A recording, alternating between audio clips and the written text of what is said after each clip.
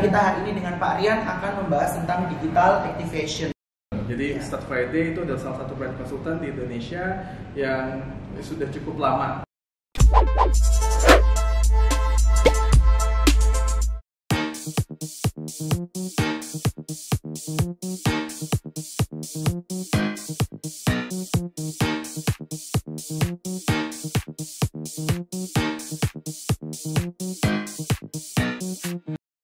Karena saya juga tahu, karena era saat ini Pak, orang itu banyak yang tahu bahwa dunia digital itu sangat penting seperti itu. Namun banyak juga orang yang belum tahu bagaimana caranya atau kapan sih waktu yang tepat untuk memulai seperti itu.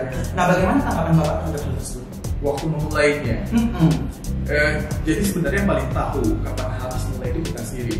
Jadi contoh misalnya ini ada perusahaan baru, dia membangun perusahaan yang mungkin baru 6 bulan, dia masih ngeberesin yang namanya SDM-nya, dia masih ngeberesin yang namanya finance, mungkin dia nyusun tim dulu. Totally ketika kita sudah paham, oh sekarang kita harus build nih penjualannya kita, pastinya kita butuh digital channelnya kita gitu. Dimana di sanalah kita lakuin activation. Jadi kita harus tahu dulu digital channelnya. Kita harus mulai dari mana dulu, itu harus clear. Mulailah dari yang paling mudah dulu. Karena kadang-kadang orang itu senangnya, oh kita buat semua dulu. Kita buat Instagram, kita buat YouTube, buat Facebook, buat Pinterest, buat Behance dan lain-lain. Pengen itu ya, pengen semuanya, dan pengen semua jalan. Tapi kalau kamu pengen jalanin semua, timnya sebanyak apa?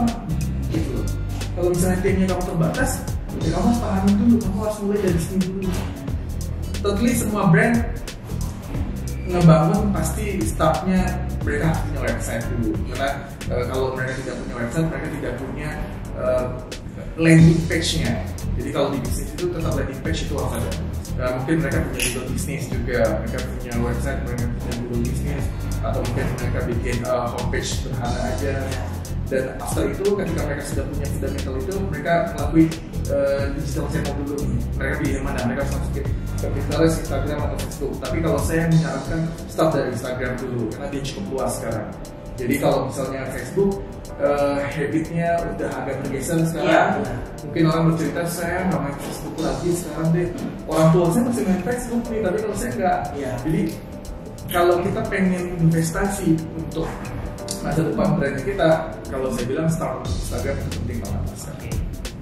Nah, butuh waktu berapa lama sih Pak untuk melihat keberhasilan dari metode ini tuh? Nah, kalau ukur keberhasilannya itu menurut Pak Rian sendiri apa? Totally pasti kalau kita berbisnis tujuannya kita profit. Profit. Kalau misalnya kita bikin organisasi itu beda tujuannya. Tapi kalau kita melakukan bisnis, pasti intinya profit. Makanya kita di Start Friday kita tulis brand itu mau ngelakuin apa aja kalau dia tidak punya tujuan, istilahnya goalnya nggak bisa setting dan profit, cuma. Jadi intinya profit gitu. Dan tiap orang ekspektasinya sama profit itu beda-beda.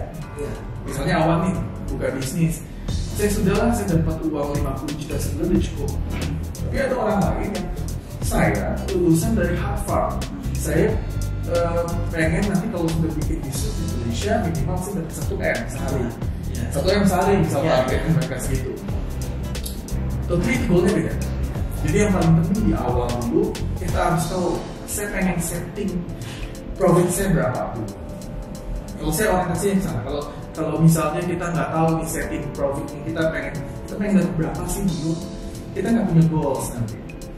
Karena ujung-ujungnya kalau misalnya saya ngerasa saya nggak punya target apa-apa ya pengeluarannya kita nggak pengen juga kita push tuh. Kadang-kadang kita misalnya Instagram kan gratisan, nggak bisa, Instagram nggak segratis itu juga. Instagram ada Instagram Ads, terus kamu harus melakukan promotion juga.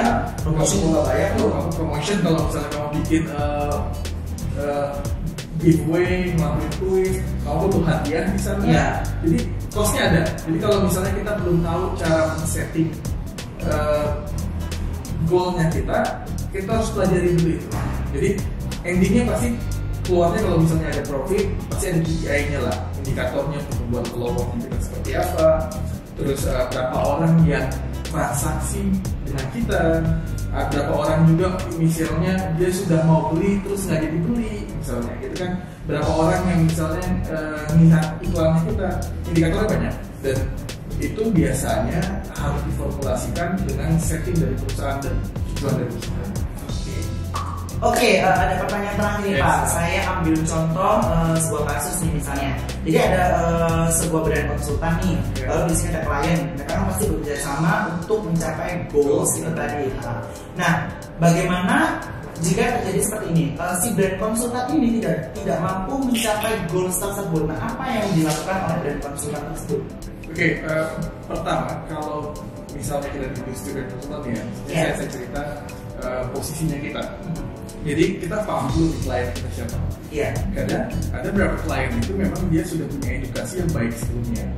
Ada yang memang dia sama sekali nggak paham tuh istilah activation itu apa, branding itu dia apa, bagaimana, dia belum paham sama sekali, itu beda cerita. Jadi dari awal aja kita itu benar-benar tahu si klien kita ini seperti apa sih gitu. Jadi di meeting awal sekali kita udah paham, oh klien saya tuh paham soal branding loh. Dia tinggal minta bantuan aja sama kita.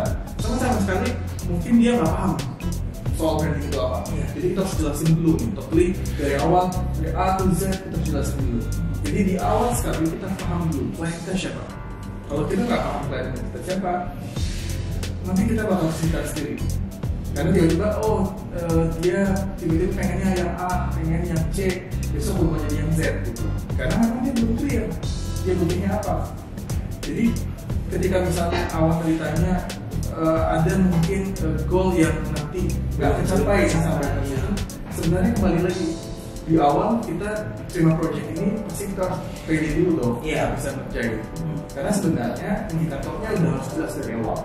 Kalau misalnya dari klien itu indikatornya adalah pertumbuhan, tinggal bagus-bagusnya kita presentasikan lah itu pertumbuhannya seperti apa sekarang.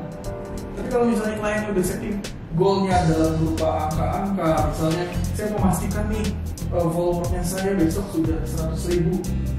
Kalau awal approve itu di awal, kamu harus benar-benar sampai ke sana. Kalau bisa nggak sampai ke sana ya pasti kamu mundur dong, kamu lakukan sesuatu yang kamu sudah jadikan, tapi kalau kamu bisa delivery. Tapi kembali lagi sebenarnya waktu di awal yang kamu jual itu apa? Jadi brand konsultan pun harus paham setting goalnya seperti apa, itu harus paham banget. Jadi jangan sampai kita men-setting sesuatu yang terlalu tinggi banget yang kita nggak mampu nih ceritanya. Jadi setiap brand itu dia yang penting ada proses dulu. Yang namanya digital activation itu nggak bisa tiba-tiba kamu bisa prediksi 3 bulan lagi kamu seperti apa, karena kondisinya bakal berubah-ubah juga. Jadi kalau kita melihatnya seberapa pertumbuhan kamu terjadi, makanya kadang-kadang kalau misalnya di sebuah negara kan yang dilihat kan adalah pertumbuhan ekonomi seperti apa. Goal tetap ada, tapi yang kita lihat adalah pertumbuhan. Kayak kalau misalnya kita punya setting 9%, 8,1% itu cukup ideal dong gitu. Tinggal kita presentasikan lagi nih ke ownernya nanti. Dan yang paling penting adalah di brand konsultan itu kita harus pintar banget tuh mempresentasikan apa yang sudah kita kerjakan. Karena kalau kita nggak bisa mempresentasikan itu dengan bagus, tentunya mereka lihat kita kerja serius kayak ini banget sih. Jadi yang paling penting sebenarnya adalah apa yang dia diingatkan di awal dan apa yang kita presentasikan di akhir itu harus long. Oke, jadi seperti itu kasusnya ya, udah dijelasin sama Pak Rian.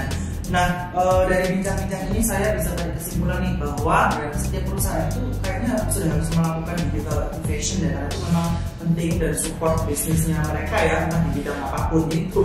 Namun dari awal juga harus tahu goalsnya apa seperti itu, agar mereka bisa menentukan langkah-langkah yang tepat yang harus dilakukan itu seperti apa. Lalu ada juga tadi Pak Rian juga bilang branding itu juga tidak 100% menentukan keberhasilan sebuah bisnis ya Pak ya, karena masih banyak berbagai aspek lainnya yang mendukung seperti itu. Nah, bincang-bincang kita hari ini dengan Pak Rian sudah selesai. Terima kasih Pak sudah datang, sudah meluangkan waktunya. Kita jumpa di episode Inspire Corner selanjutnya. Bye bye. Sampai saat ini, sampai detik ini, ngasih cut ya itu ya. Nah, bincang-bincang